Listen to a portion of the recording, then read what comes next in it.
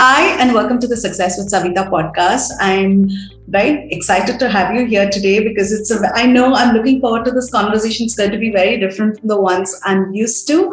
And it's a huge honor to have you here. I've been reading your bio. I've been looking at your work. You've had such an illustrious career. So welcome to the show and welcome to our conversation. What does a day in your life look like? Oh, what does a day in my life look like? Okay. Well, it depends upon which era of my life. They've always been very, very different. Right now, I guess. Okay, so right now I'm suddenly very fascinated with yoga because I play golf and I think my wife pushed me to doing yoga and it's tremendously helping me to improve my game of golf. So I start my day with yoga and it's very therapeutic and I enjoy doing that. And then once I do intermittent fasting. So typically I have a break in eating food for 16 hours. We are basically work from home for about 3 days out of 5 days. Only 2 days is at work.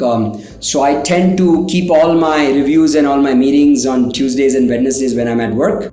But other than that, I speak to a lot of customers, a lot of our beneficiaries, just to understand their pain, their reason for attaching themselves with us, and what is it that we can do better for them.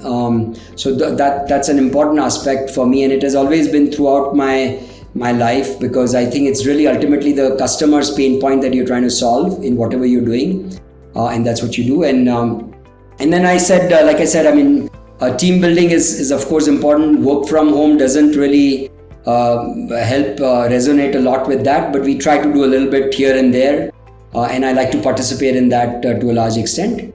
And then in evenings, I have started one day a night that I do a Gita class, Bhagavad Gita class, and that's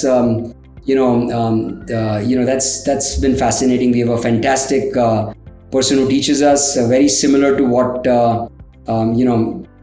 we all do. I'm a very normal person, but teaches Gita, and she does it in a fabulous way. So love it. Very fascinating. I love this question. And finally, a motto that you live by, or a favorite quote. It could be either or.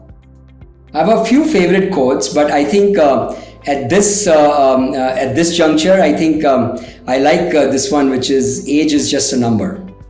And and particularly because we spoke about a lot of the startups, and if you look at Falguni Nair, for example, right? She started her Nykaa at 50, and today she's 59, has taken Nykaa public, full of grit and motivation to take it to the next level.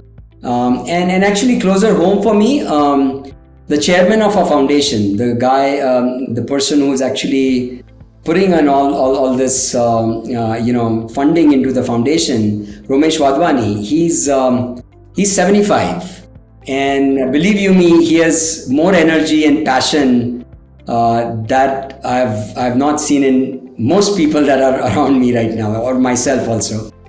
So it's fascinating. So I think age is just a number. It's just there's so much time that is there to be able to do so much at any phase of your life.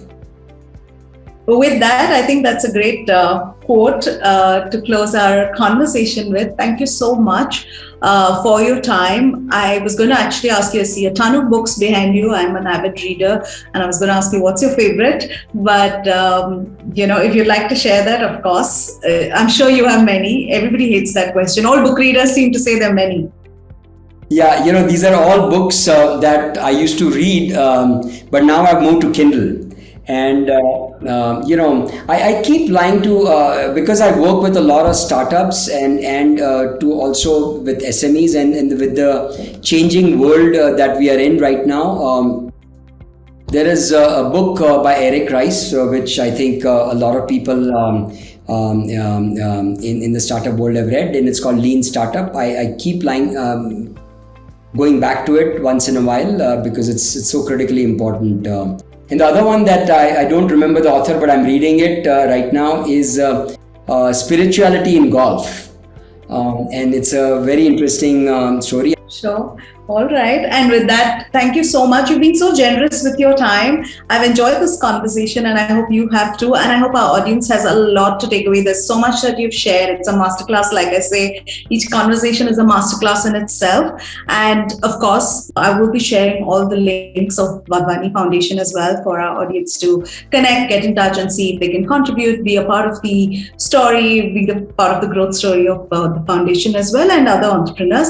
With that, thank you so much for your time and thank you for being here with me today. Thanks to you, Savitha. I think really enjoyed talking with you and great questions. Thank you very much for that. And hopefully the audience can take away a few points here and there.